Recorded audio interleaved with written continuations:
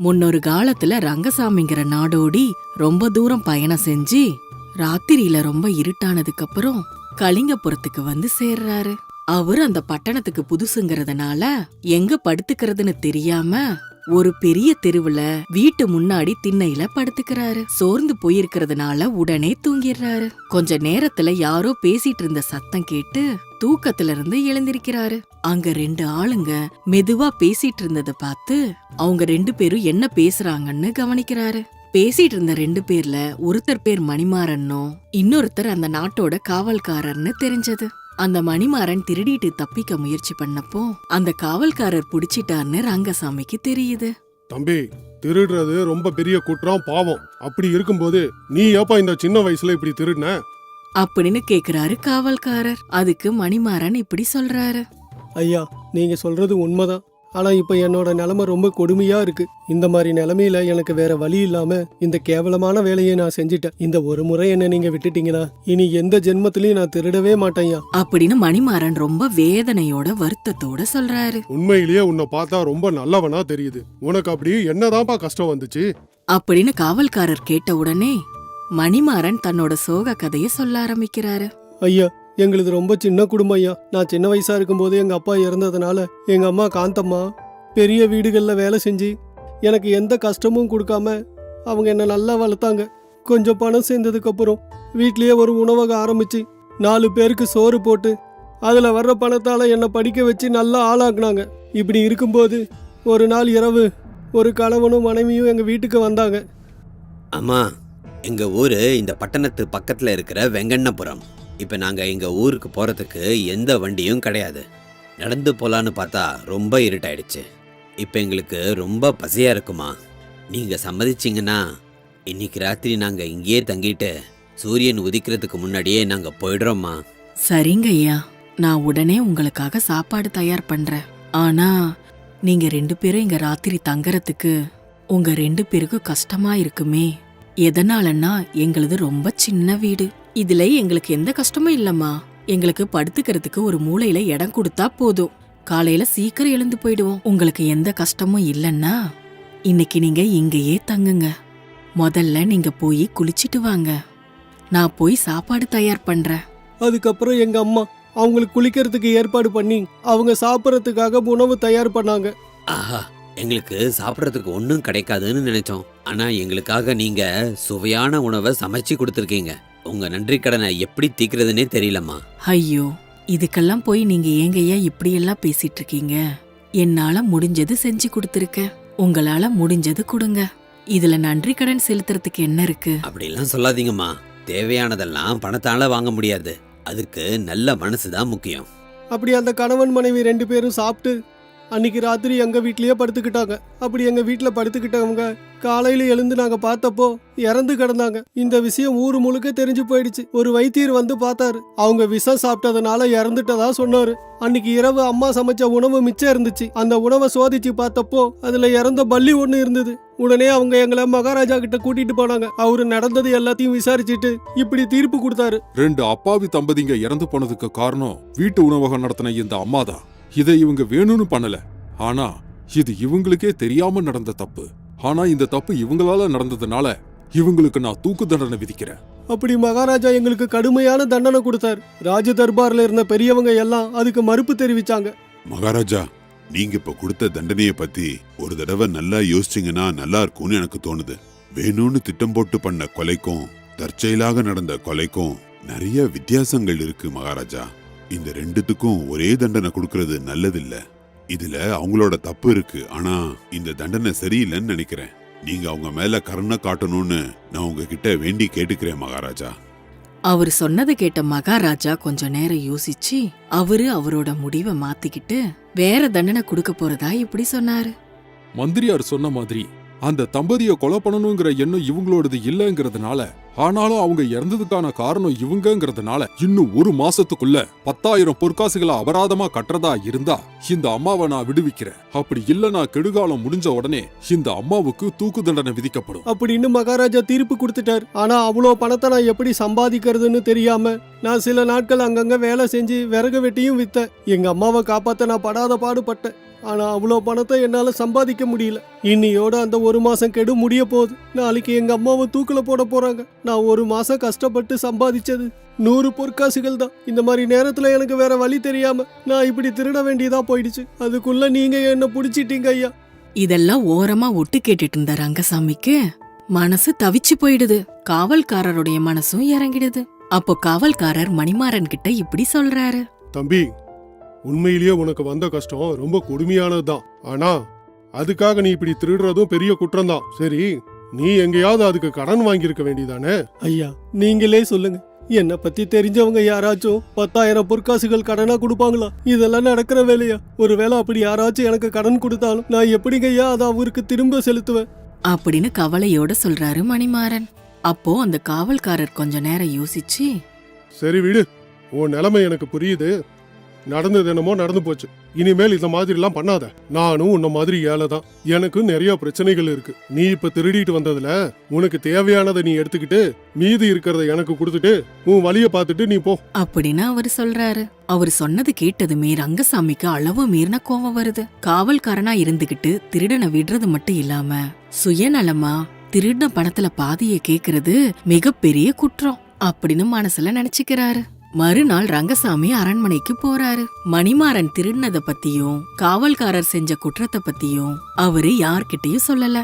மணிமாறன் மகாராஜா கிட்ட அபராதம் செலுத்துறாரு. இந்த இளைஞன் நான் சொன்ன மாதிரியே அபராத தொகையை செலுத்திட்டாரு. அதனால இவரோட அம்மாவை உடனே விடுதலை செய்யும்படி நான் இப்பொழுது ஆணையிடுகிறேன். அப்படி மகன் தன்னை விடுவிச்சதுக்கு அந்த அம்மா ரொம்ப சந்தோஷப்படுறாங்க. அம்மாவை பார்த்து மணிமாறன் ரொம்ப உணர்ச்சி வசப்படுறாரு. இவங்க 2 பேரையும் பார்த்து அங்க இருந்தவங்க எல்லாரும் மனசும் கரையுது. அங்க நடக்கிறது எல்லாத்தையும் ராஜ தர்பார்ல இருக்கிற ரங்கசாமி கவனிக்கிறாரு. இது நடந்த 2வது நாள் ஒரு வியாபாரி ராஜா கிட்ட வந்து இப்படி சொல்றாரு.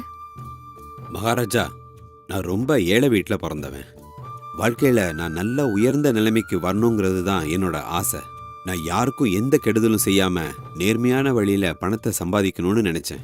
அதனாலதான் நான் இளமையா இருக்கும்போது ரொம்ப கஷ்டப்பட்டு பலவித வியாபாரங்களை செஞ்சு கொஞ்சம் சொத்தையும் சம்பாதிச்சேன். ஆனா 2 நாளைக்கு முன்னாடி நான் சம்பாதிச்ச சொத்து முழுக்க திருடு போயிடுச்சு. முதல்ல அந்த திருட்டு எப்படி நடந்ததுன்னு விபரமா சொல்லுங்க. மகாராஜா, நான் தங்க வியாபாரம் ஆரம்பிக்கணும்னு என்னோட பணத்தை முழுக்க என் வீட்லயே வச்சுட்டு பக்கத்துல இருக்கிற பட்டணத்துல வியாபாரிய பார்த்து பேசலான்னு போனேன். நான் திரும்பி வந்து பார்த்தப்ப என்னோட வீட்டு பூட்டு உடைஞ்சிருக்கு. வீட்டில் நான் வச்சுட்டு போன பணமும் திருடு போயிடுச்சு. இத கேட்ட மகாராஜா உடனே சேனாதிபதிய கூப்பிட்டு இப்படி சொல்றாரு. உடனடியா இவங்க வீட்டுல நடந்த திருட்டை பத்தி விசாரணை செஞ்சு அந்த திருடனை புடிச்சு அவர்கிட்ட இருந்து அந்த பணத்தை மீட்டு இவர்கிட்ட திருப்பி கொடுக்கணும்னு நான் ஆணையிடுகிறேன். மகாராஜா, அந்த திருடனை நீங்க வேற எங்கேயும் தேட தேவையில்லை. என் வீட்டை பூட்டை உடைச்சு திருடின அந்த ஆளு யாருன்னு எனக்கு தெரியும். உங்க வீட்டுல திருடுனது யாருன்னு உங்களுக்கு தெரியுமா? அப்படின்னா அவரோட விவரங்களை சொல்லுங்க. எங்க காவல்காரர்கள் உடனே போய் அந்த திருடனை கைது செஞ்சு கூட்டிட்டு வருவாங்க. மகாராஜா, அந்த திருடன் வேற யாரும் கிடையாது. நேத்து நீங்க விடுதலை செஞ்ச அந்த அம்மாவோட பையன்தான். என் வீட்டுல இருந்த பணத்தை திருடி அந்த திருடன பணத்தை கொண்டு வந்து உங்ககிட்ட கொடுத்து தன்னோட அம்மாவை காப்பாத்திக்கிட்டான் அப்படின்னு வியாபாரி சொன்ன உடனே மகாராஜா கொஞ்ச நேரம் யோசிக்க ஆரம்பிக்கிறாரு. இப்போ மகாராஜா எந்த மாதிரி முடிவு எடுக்க போறாருன்னு இத அரசவையில இருந்தவங்க எல்லாம் ஆர்வத்தோட பாக்குறாங்க. மகாராஜா உடனே அந்த மணிமாறனை ராஜ தர்பாருக்கு வரவழைக்கிறாரு. நீ இந்த வியாபாரியோட வீட்டுல திருடுனதா அவரு உன் மேல குற்றம் சாட்டுறாரு. அந்த திருட்ட நீதான் பண்ணியா? ஆமா மகாராஜா, அந்த திருட்ட நான் தான் பண்ணேன்.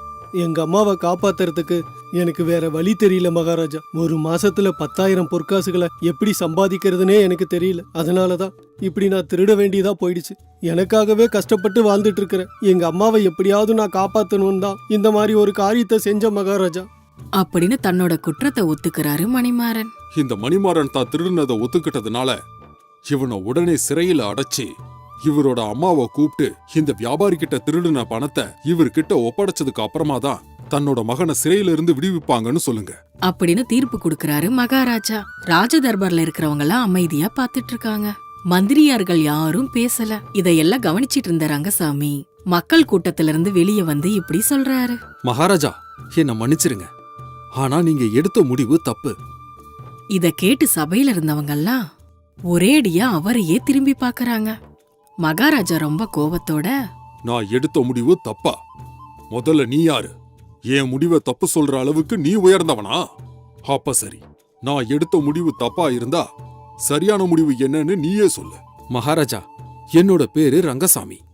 நான் சென்னை பட்டணத்துல சட்டக்கல்லூரியில படிக்கிற மாணவன். நான் எல்லா நாடுகளும் சுத்தி அந்த நாட்டோட சட்டங்கள் எப்படி இருக்கு, எந்தவித குற்றத்துக்கு எப்படிப்பட்ட தண்டனைகள் கொடுக்கறாங்க, தண்டனை அனுபவிக்கும் போது அவங்க பண்ற தப்புகள், அதுல என்ன குறைகள் இருக்குங்கிற விஷயத்த தெரிஞ்சுக்கிறதுக்காக நாடு நாடா சுத்திக்கிட்டு இருக்கேன். கடந்த 2 நாளா உங்க நாட்டுல தான் இருக்கேன். இந்த வியாபாரி கிட்ட இவரோட வீட்டுல திருடுனது மணிமாறன் தான் நான் தான் சொன்னேன். இந்த வியாபாரி வீட்டை திருடுனது மணிமாறன் தான்னு உனக்கு எப்படி தெரியும்? எங்க நாட்டோட சட்டங்கள்ல இருக்கிற தப்பு என்ன? நான் சொன்ன தீர்ப்புல நீ கண்ட குறை என்னன்னு விவரமா சொல்லு. மகாராஜா, அந்த வீட்டு உணவகத்துக்கு வந்து சாப்பிட்டு தம்பதிகள் இறந்து போனதுக்கு காரணம் அந்த அம்மா இல்லைங்கிற விஷயம் உங்களுக்கு நல்லாவே தெரியும். ஆனா நீங்களா உருவாக்கின சட்டத்தின்படி அந்த அம்மாவுக்கு 10,000 பொற்காசுகள் அபராதமா கட்ட சொல்லி ஆணையிட்டீங்க. ஒரு மாசத்துல அவ்வளோ பெரிய தொகையை சம்பாதிக்க முடியாதுன்னு உங்களுக்கே நல்லா தெரியும். இருந்தாலும் நீங்க அப்படி ஆணையிட்டு இருக்கீங்க. இந்த மணிமாறன் வேற வழி இல்லாம அவன் திருடுறதுக்கு முயற்சி பண்ணான். இந்த திருடனை பிடிச்ச உங்க காவல்காரன் இவன் கிட்ட பாதிய லஞ்சமா வாங்கிட்டு இவனை விட்டுட்டான். கஷ்டப்பட்டு சம்பாதிச்ச பணத்தை இழந்ததுனால என்ன பண்றதுன்னு புரியாத நிலைமையில இவரு உங்க முன்னாடி நிக்கிறாரு. இப்ப இந்த மணிமாறனை சிறையில அடைச்சி அவனோட அம்மாவை அபராதம் கட்ட சொல்லி ஆணையிட்டீங்க. அவ்வளோ பணத்தை அவங்களால மட்டும் எப்படி கட்ட முடியும் மகாராஜா? அந்த அம்மாவும் எங்கேயாவது திருடி அந்த பணத்தை கட்டுவாங்க. அந்த பணத்தை பறிகொடுத்தாலும் உங்க முன்னாடி வந்து இந்த வியாபாரி மாதிரியே நிப்பாரு. இப்படியே பண்ணிட்டு போனா இந்த பிரச்சனைக்கு தீர்வே இருக்காது மகாராஜா. ரங்கசாமி சொன்னது மகாராஜாவுக்கு நல்லா புரிஞ்சது. மகாராஜாவோட சேர்த்து சபையில இருந்தவங்க எல்லாம் அமைதியாயிடுறாங்க. அப்போ மந்திரியா ரங்கசாமி கிட்ட இப்படி சொல்றாரு. அப்போ நடந்ததுல தப்பு யாருதுன்னு நீ சொல்ற? குற்றவாளி யாரு? தண்டனை யாருக்கு கொடுக்கணும்? ராஜ தர்பார்ல வேலை செஞ்சுக்கிட்டே லஞ்சம் வாங்கின அந்த காவல்காரனுக்கும் தண்டனை கொடுக்கணும். அப்ப இந்த வியாபாரிக்கு எப்படி நியாயம் கிடைக்கும்? இந்த பிரச்சனை பெரிய சிக்கலா இருக்கே. இதுக்கான முடிவு என்னன்னு நீயே சொல்லு. என்னதான் இருந்தாலும் நீ சட்டப்படிப்பு படிச்சிருக்கல்ல. அப்படின்னு மந்திரியார் சொன்ன உடனே மகாராஜாவும் நீயே தீர்ப்பு சொல்லுங்கிற மாதிரி ரங்கசாமிய பாக்கறாரு. வியாபாரியும் ரொம்ப ஏக்கத்தோட ரங்கசாமிய பாக்கறாரு. நடந்த அந்த சம்பவத்துல நீங்க வச்சுக்கிட்ட சட்டத்தின்படி இவங்களுக்கு நீங்க தண்டனை கொடுத்தீங்க. ஆனா முதல்ல தப்பு எப்படி நடந்தது, தப்பு நடந்ததுக்கான காரணம் என்ன, தப்பு பண்ணும்போது குற்றவாளியோட மனநிலை எப்படி இருந்ததுங்கிறதுக்கான விஷயத்த நீங்க தெரிஞ்சுக்கல. அதனாலதான் இப்ப இது இவ்வளவு பெரிய பிரச்சனையா ஆயிடுச்சு. அந்த உணவகம் வச்சிருந்த அம்மா அந்த தம்பதிகளுக்கு உணவு கொடுத்து உதவணும்னு நினைச்சாங்க. அவங்கள கொல்லணுங்கிற நினைப்பு அவங்களுக்கு இல்ல. அது எதிர்பாராத விதமா நடந்த செயல். அது தப்பு இல்ல. தன்னோட அம்மாவை காப்பாத்த வேற வழி தெரியாம இந்த மணிமாறன் திருடனா மாறினான். ஆனா திருடுறது இவனோட தொழில் இல்ல. மணிமாறனோட நிலைமைய கேட்டு காவல்காரன் இறக்கப்பட்டு இவனை விட்டுட்டானே தவிர திருடுறதை ஊக்கப்படுத்துறது அவரோட எண்ணமும் இல்ல.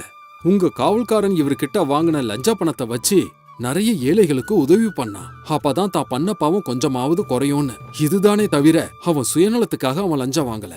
நீ சொல்றதெல்லாம் கேட்கும்போது இவங்க எல்லாம் நல்லவங்க மாதிரியே தெரியுது. அப்படின்னா இங்க தப்பு பண்ணது யாரு ரங்கசாமி?